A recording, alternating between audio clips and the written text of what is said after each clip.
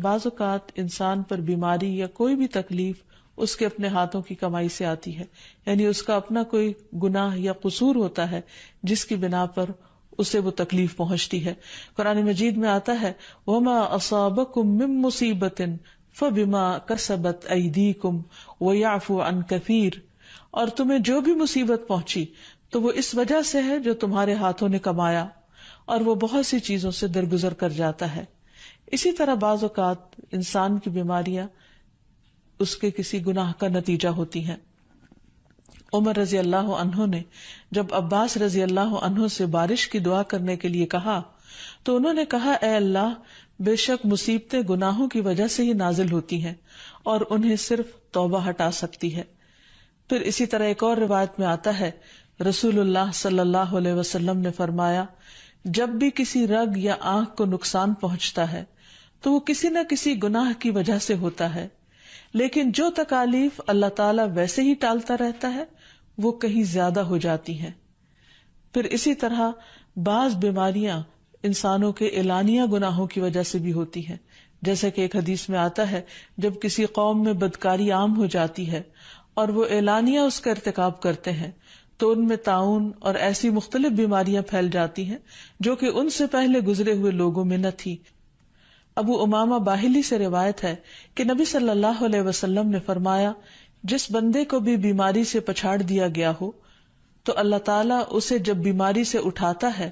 تو وہ پاک ہوتا ہے. تو یہ ایک حقیقت ہے کہ انسان کے گناہ اس کے لیے مشکلات کا سبب بنتے ہیں. امام ابن القیم الجوزیہ لکھتے ہیں، ان کی ایک مشہور کتاب ہے الداء والدواء، بیماریاں اور علاج. اس میں وہ کہتے ہیں کہ کوئی بھی گناہ ایسا نہیں کہ جس کے اثرات نہ ہوں. انسان سے چھوٹی یا بڑی جو بھی کوئی غلطی صادر ہوتی ہے اس کے نتیجے میں کچھ نہ کچھ اثرات اس کی زندگی پر ضرور پڑتے ہیں. ہاں اگر اللہ تعالیٰ معاف کر دے تو وہ اور بات ہے، ورنہ ہر گناہ کی ایک تاثیر ہوتی ہے، اور ان تاثیرات میں سے ایک چیز یہ ہے کہ انسان مختلف قسم کی بیماریوں میں مبتلا ہو جاتا ہے.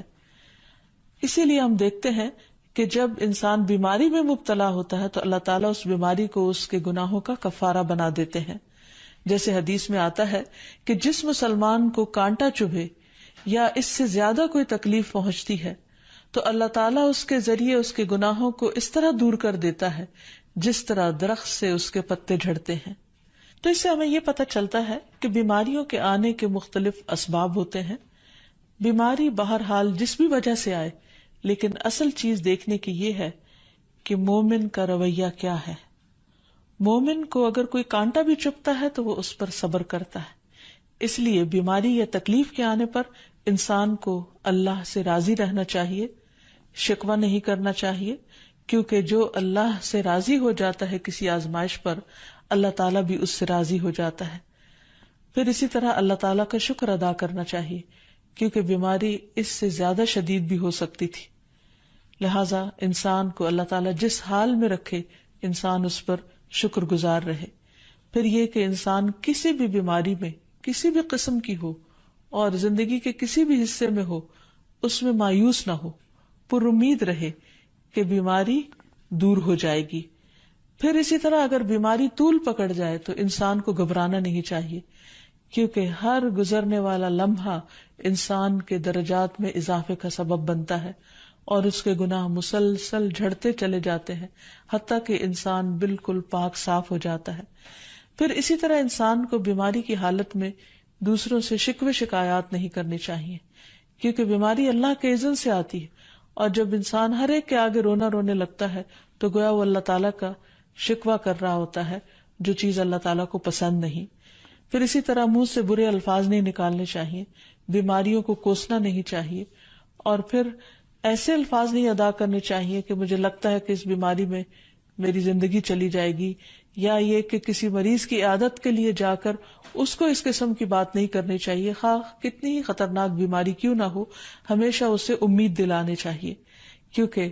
مایوسی کے الفاظ اور برے بھلے اور منفی قسم کی باتیں اللہ تعالیٰ کو پسند نہیں، اور انسان ویسے بھی جیسے سوچتا ہے